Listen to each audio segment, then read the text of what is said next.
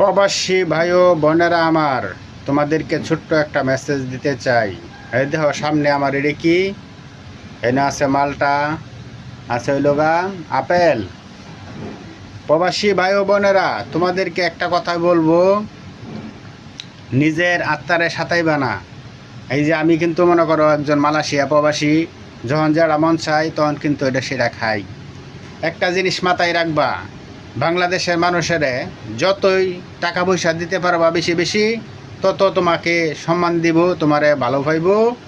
এক সময় দেখা যাব তুমি একজন প্রবাসী না, তোমার যদি টাকা পয়সা না থাকে তোমারে কিন্তু কেউ ভালোবাসতো না। আমি বলবো বাংলাদেশও দিবা, নিজের যেটা মন চাইব সেটা খাইবা, আর নিজের ব্যাংক ব্যালেন্স করবা।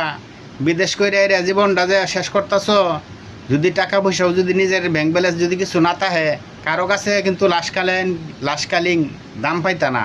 কিন্তু তুমি সংসারে সব হাল নিছ, সব কিছু নিছ, ঠিক আছে। এক সময় তুমি প্রবাসী, তুমি মনে করো যে সবার আঙ্গ বেশি হয়ে যাবা। টাকা না থাকলে তোমার কেউ জিগাইতো না, কেউ দাম দিত না।